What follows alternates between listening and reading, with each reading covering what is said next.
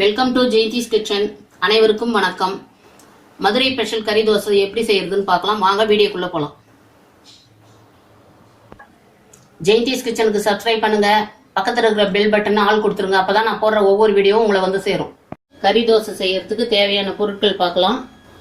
Chicken 1/4 kilo. கைமாவா கொந்தி நம்ம கடையில கேட்டோம்னா அது மாதிரி கட் பண்ணி கொடுப்பாங்க. பொடியா கட் பண்ணி கொடுப்பாங்க.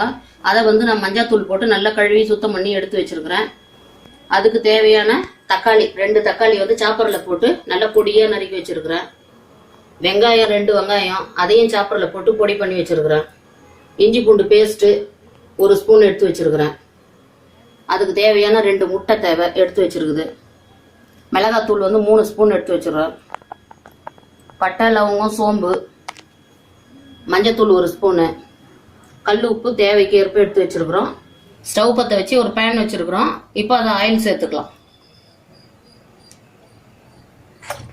ஒரு 3 ஸ்பூன் ஆயில் சேர்த்துருக்குறேன். ஆயில் சூடாயிடுச்சு. சோம்பு பட்டை லவங்கம் அதை சேர்த்துக்கலாம்.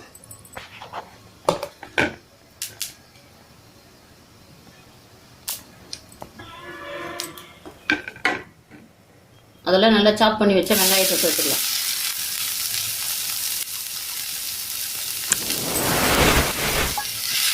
வெங்காயம் நல்லா வதக்கலாம். வெங்காயம் வதங்கணும்னா தக்காளி சேர்த்துக்கலாம். நல்லா வதங்கணும். வெங்காயம் நல்லா சேர்க்கணும்.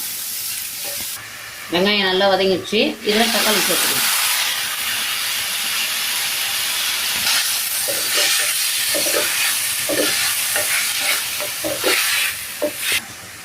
தக்காளி நல்லா வதங்கிடுச்சு. இப்போ இஞ்சி பூண்டு பேஸ்ட் சேர்த்துக்கலாம். இப்போ கல் உப்பு சேர்த்துடலாம். இதில் சேர்த்துட்டு கலந்துக்கலாம்.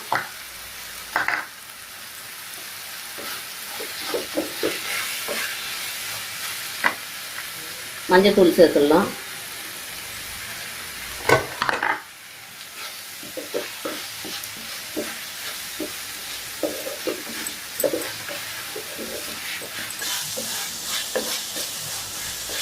நல்லா வதங்கிச்சுங்க வெங்காயம் தக்காளி. இப்போ கைமாவை எடுத்து அதில் சேர்த்துக்கலாம்.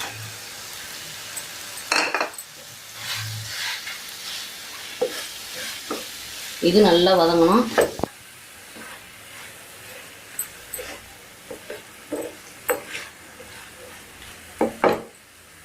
இதை கொஞ்ச நேரம் மூடி வச்சுக்கலாம். அதுக்கப்புறமா திறந்து மிளகாத்தூள் சேர்த்துக்கலாம்.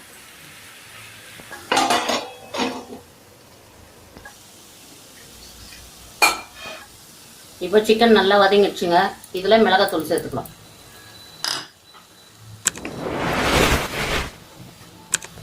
நல்லா கலந்து விட்டுட்டு இப்போ மிளகாத்தூள் உப்பு எல்லாம் சேர்த்துட்டோம். இப்போ இது ஒரு 10 நிமிஷம் வேகணும். இந்த சிக்கனை நல்லா வெந்து சுண்டி வரும்போது நம்ம இறக்கலாம். ஒரு 10 நிமிஷம் ஆகட்டும். அப்படியே மூடி போட்டு வைக்கலாம். ஒரு சின்ன கப்பு தண்ணி ஊற்றுறேன் கொஞ்சமாக அந்த கறி வேகிறதுக்கு.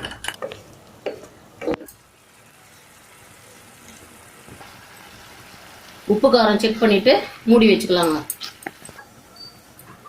இப்போ 10 நிமிஷம் ஆயிடுச்சு. திறந்து பார்த்துக்கலாங்க. இப்போ நம்ம ஊற்றின தண்ணி எல்லாம் நல்லா சுண்டி சிக்கன் கைமா ரெடி ஆயிடுச்சு. இது எடுத்து அப்படியே ஒரு ஓரமாக வச்சுக்கலாம். இப்போ ஸ்டவ் பற்ற வச்சு தவா வச்சால அது சூடாயிடுச்சுங்க. இப்போ அதில் ஆயில் சேர்த்துக்கலாம்.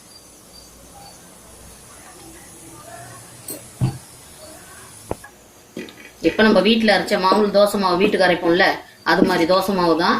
இதை எடுத்து குண்டா ஊத்தப்பம் மாதிரி ஊற்றிக்கலாம்.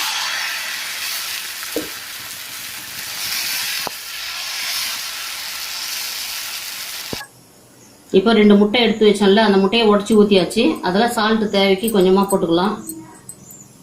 கொஞ்சம் பெப்பர் தூள் போட்டுக்கலாம். கொஞ்சமாக சேர்த்துக்கலாம். சேர்த்துட்டு நல்லா கலந்துக்கலாம். இப்போ இந்த கறி தொக்கு எடுத்து கைமாவை கொஞ்சம் கொஞ்சமாக தோசை மேலே அப்படியே அப்ளை பண்ணிடலாம்.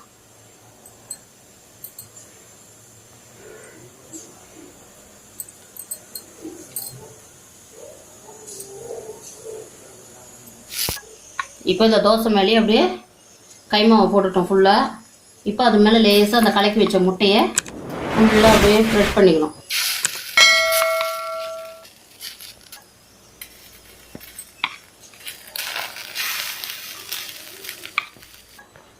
இப்போ அப்படியே திருப்பி போட்டுக்கலாம். அப்படியே லேசாக கொஞ்சம் அழுத்தி விடுங்க.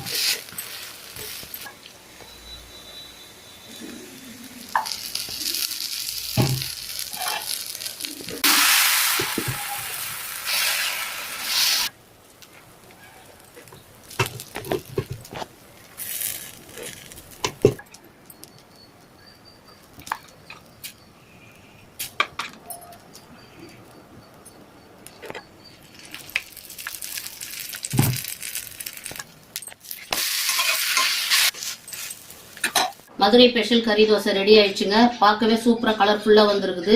இதுக்கு சைட் டிஷ்ஷே தேவையில்லை, அப்படியே சாப்பிடலாம். இது மாதிரி நீங்களும் செஞ்சு பாருங்க.